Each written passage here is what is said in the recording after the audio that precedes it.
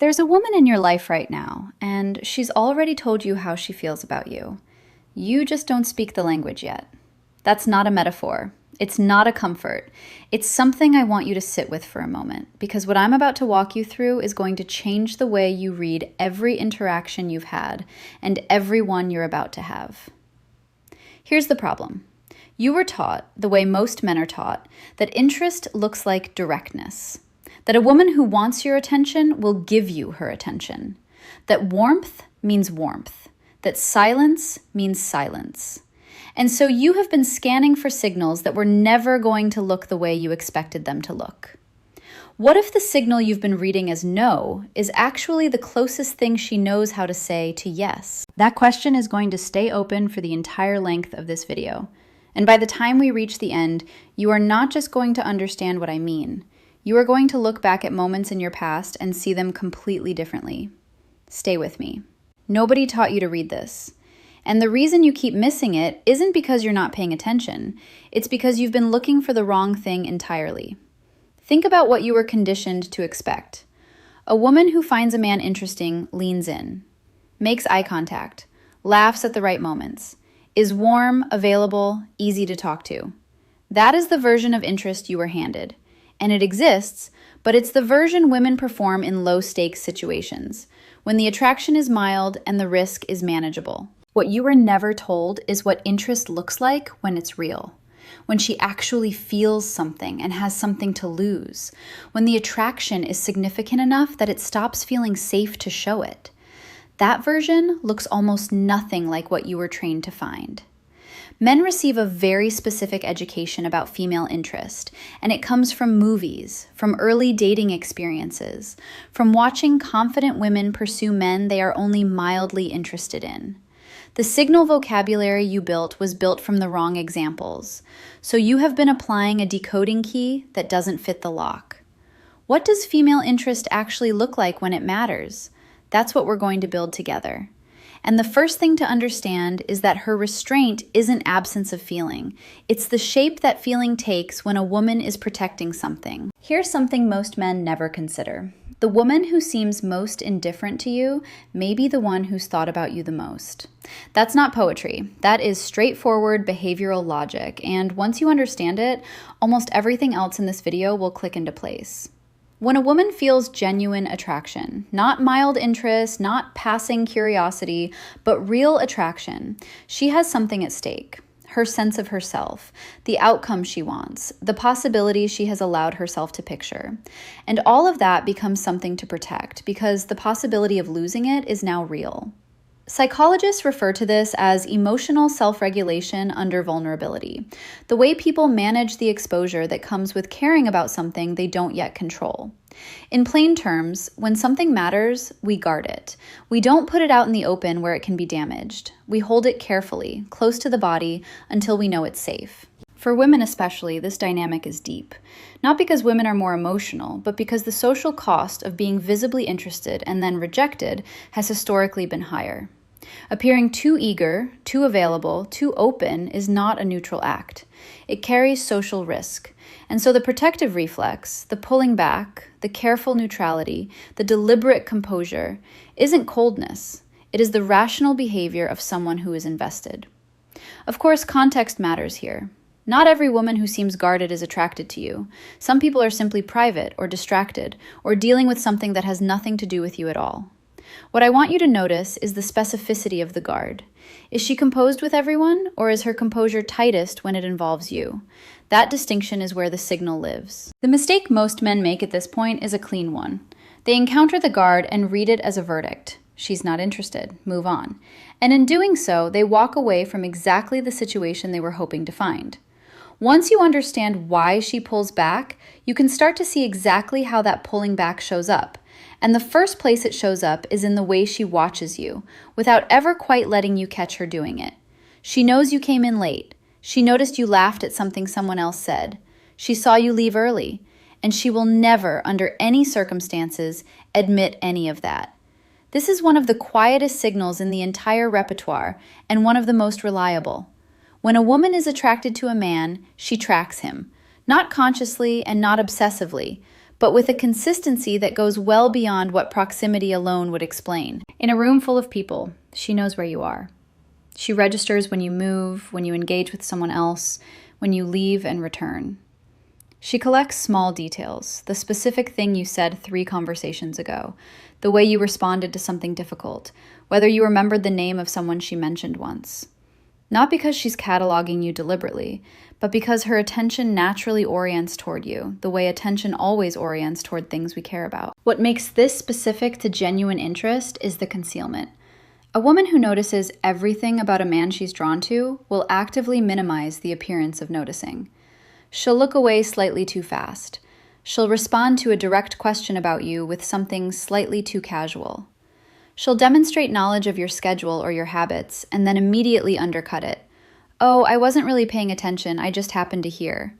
When the specificity of what she knows makes that explanation very thin. You might be wondering, couldn't this just be someone who's naturally observant?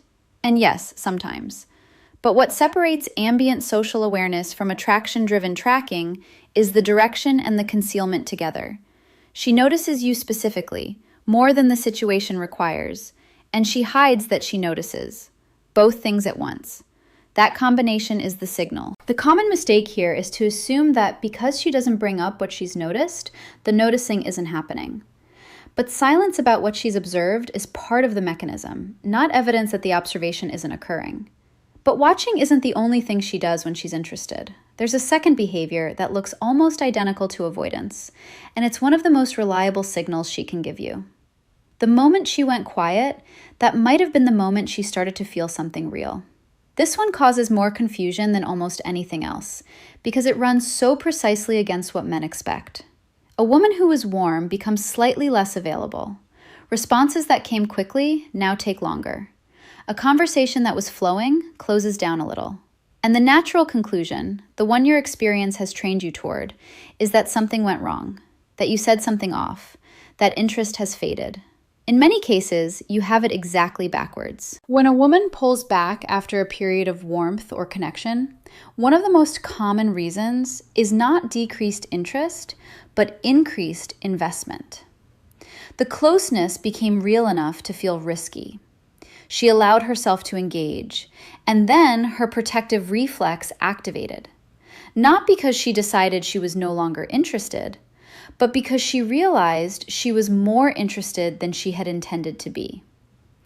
This is what behavioral researchers describe as approach avoidance conflict, the simultaneous pull towards something desired and retreat from the vulnerability that approaching it creates. The stronger the pull, the stronger the counterpull. You see the counterpull. You don't see what's driving it. There's also a second function of strategic withdrawal that's worth understanding. She may be recalibrating, checking her own feelings against the space created by distance, seeing if the interest holds without the stimulation of your presence.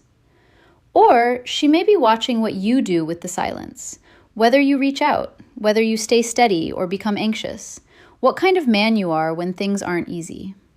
This does not mean that every silence is attraction, or that you should read every unanswered message as a hidden invitation. Pattern is what matters. One withdrawal means very little. Withdrawal that follows warmth, that is specific to you, that shifts back toward engagement when you remain stable. That pattern means something. The most common error here is to either chase anxiously, which confirms the fears her withdrawal was testing, or to go entirely silent in return, which confirms that the connection was fragile. Neither of those is what the moment is asking for.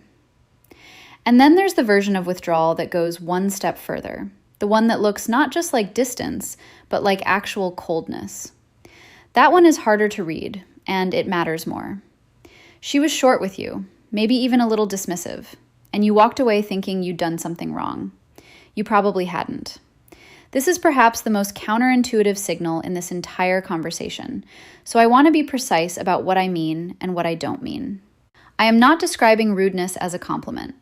I am not suggesting that unkind behavior should be tolerated or celebrated.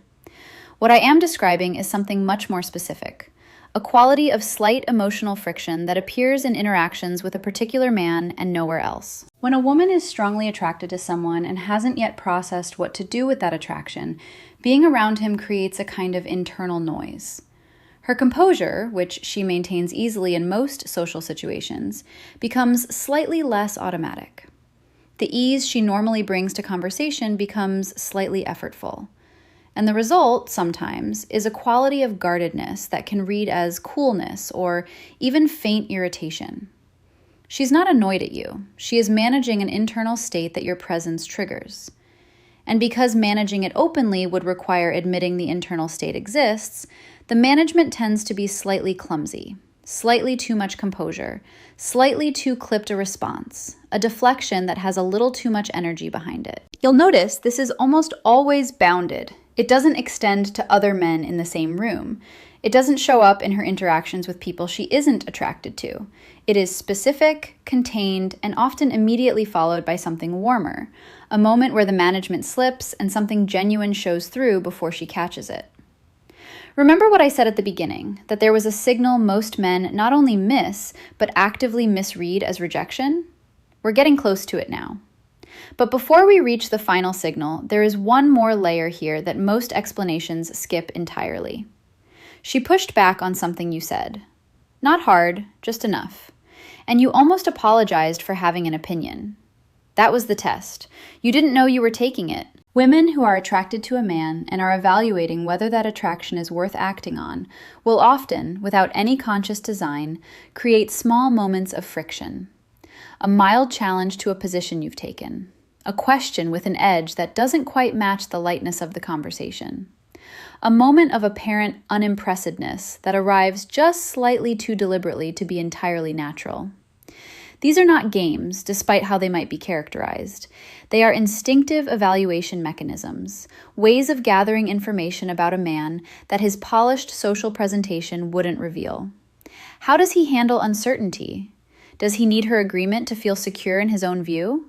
Does he become anxious when the warmth drops for a moment? Is his confidence real, or is it dependent on her approval?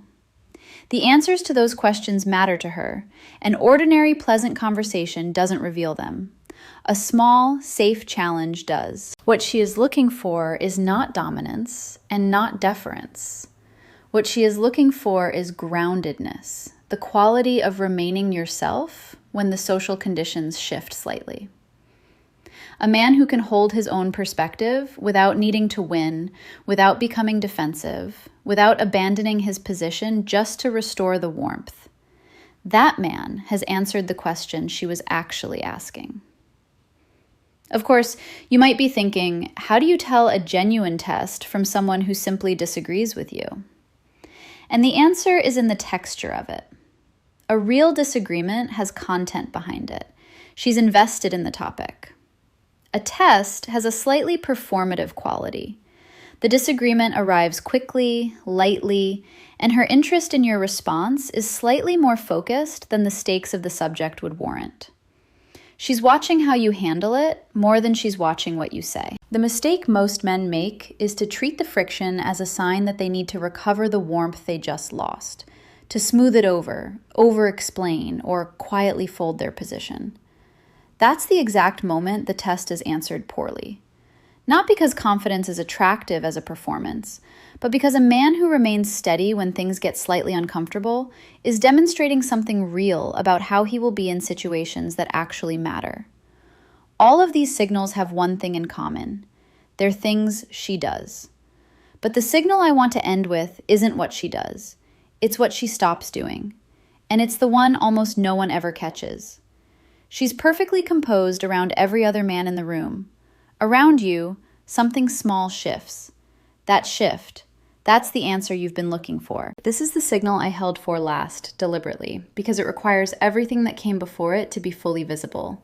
And because once you see it, you will understand something about female attraction that most men spend their entire lives missing.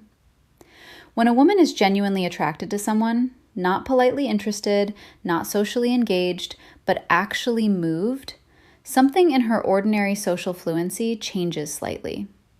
The ease that she carries into every other interaction becomes, with this particular person, slightly less automatic. She's a fluid conversationalist everywhere else. With you, there are moments where she searches slightly longer for the next word. She makes a comment and then glances back at it, the way people do when they're not sure how something landed. She laughs at the right moment and then goes slightly quieter than the laugh should have needed. She straightens something, her sleeve, the strap of a bag, the edge of a napkin, not in the distracted way of someone who's bored, but in the particular, repeated way of someone who has a small amount of excess energy and nowhere to put it. This is what the research on physiological arousal and social performance describes as interference, the way elevated emotional or physical arousal disrupts automated social behavior. In practical terms, the things she does without thinking around people she's comfortable with require just a little more effort around him. Not because she's uncomfortable in a negative sense, but because his presence is activating something that takes up bandwidth. The tell is always the contrast. You have to see her with other people to see what her baseline looks like. And when you can compare, when you've watched her move through a room with ease, hold conversations without effort, perform the whole repertoire of social fluency without any visible friction, and then you notice that something slightly different happens when the interaction involves you specifically. That difference is not random. Most men do not notice this because they are focused on what she's saying and doing, not on the quality of how she's doing it. They are listening for content. The signal is in the texture. And here's the thing that makes this the most important signal in this video. It cannot be performed.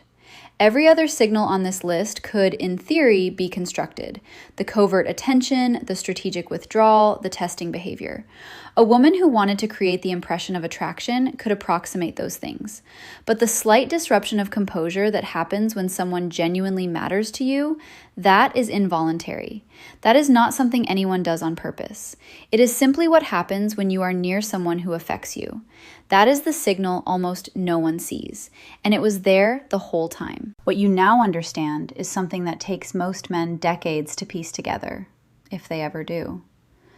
Every signal we've walked through, the protective guard, the covert attention, the strategic withdrawal, the bounded coolness, the unconscious testing, the disrupted composure, they are all expressions of the same underlying truth.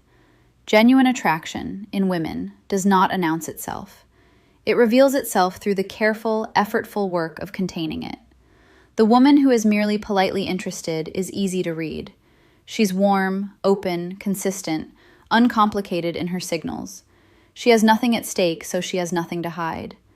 The woman who actually feels something is the one whose behavior becomes layered, whose composure becomes slightly deliberate, whose distance is specific rather than general. That distinction between pleasant social warmth and the guarded, particular, effortful behavior that comes with real investment is the thing you can now see that you couldn't see before. You don't need to turn this into a system. You don't need to analyze every interaction or build a case from the signals.